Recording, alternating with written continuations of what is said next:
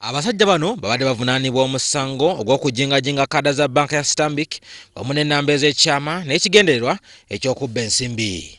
Abasajja bano abasatu okuli Ivan Ganchev, Milen Kataski ne Adrian Dimitrov, omulamuzi wa Kkooti ya Buganda Road Julius Borore abakaliza emyaka 20. Munnaabwe Anton Ivanov omulamuzi amukaliza emyaka 10 oluvannyuma lwa pulida waabwe Charles Oponya okutegeeza nti okusaba Kkooti emuwa ekibonerezo ekisaamusaamu kubanga mu kiseera bwe baddiza omusango guno yali yakamala ennaku 2 zokka mu Uganda. Bano Kkooti basingisizza emisango 33 ng'ogw'okujingajinga gwe gubadde omukulu wabula n'ebejjeereza emisango emirala omuli ogw'okugezaako okuza omusango wamu n'okukozesa obubi ebyuma bikalimagezi.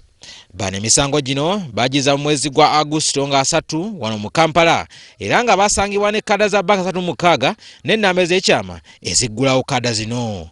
Omusirikale wa banka ya Stanbic Samuel Serundu yalaba abasajja bano nga batigiinya banka natete era nga abalumiriza okutuusa omusango lwe gubasinze.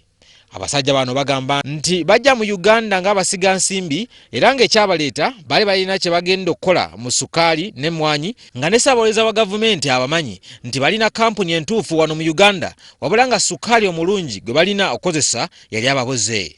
Bano olunaamalako ekibonerezo kyabwe bakuddizibwayo e Bulgaria.